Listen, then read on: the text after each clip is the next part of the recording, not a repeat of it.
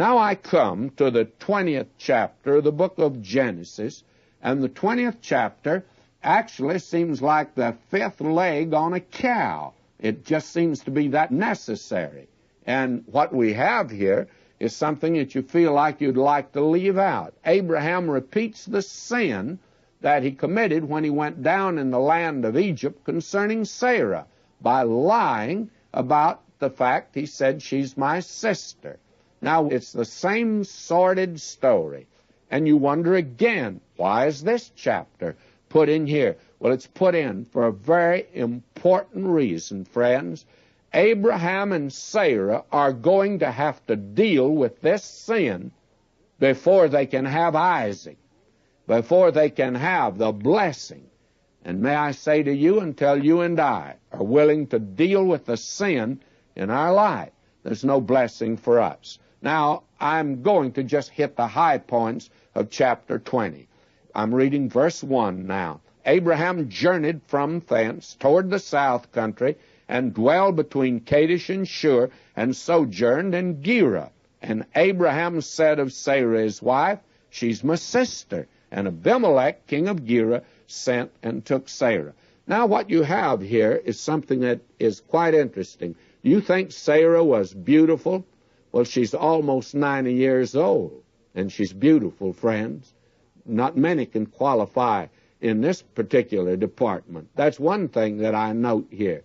And then Abraham is actually getting pretty far south in the land. He's gone beyond Kadesh Barnea, where the children of Israel came up and wouldn't even enter the land.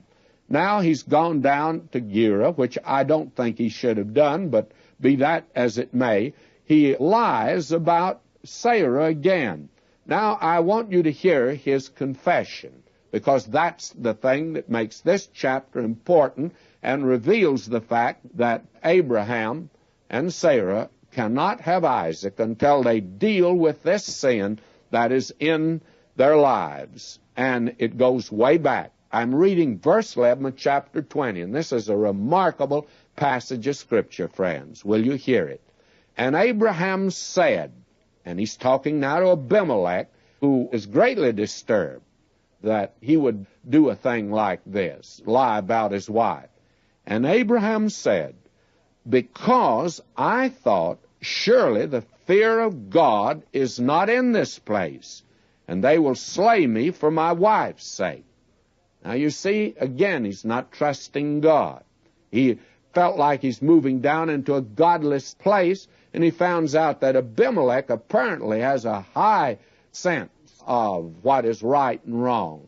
And he puts a tremendous value upon character and that sort of thing, and apparently a man who knew God. Now, will you notice, poor Abraham doesn't look good by the side of Abimelech here. Now, I'm reading on in verse 12.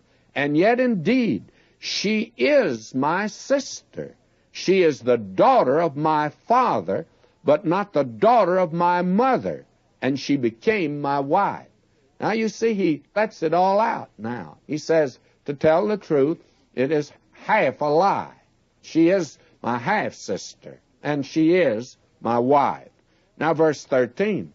And it came to pass, when God caused me to wander from my father's house, that I said unto her, this is thy kindness which thou shalt show unto me.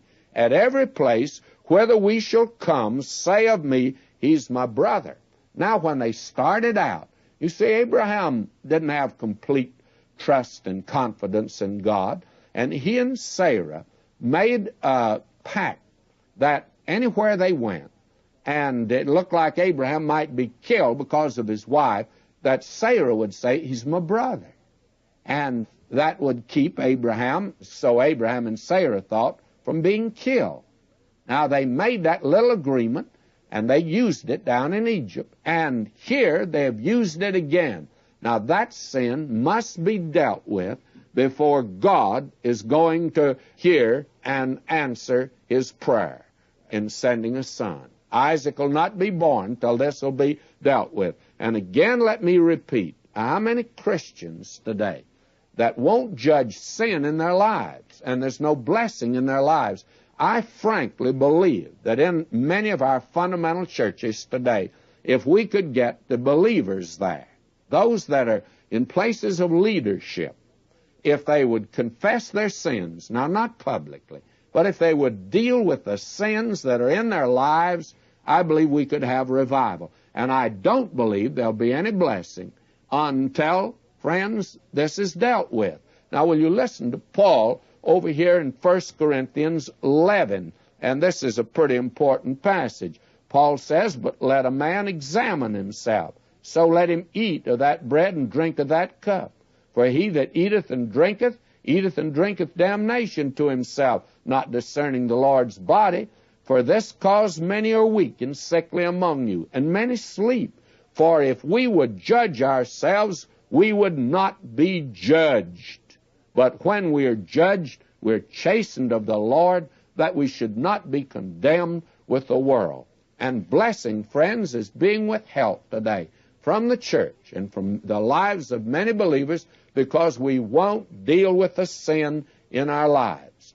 That's a tremendous lesson, a great spiritual lesson here in the 20th chapter of the book of Genesis. Now, next time, we're going to see this long-looked-for event, the birth of Isaac.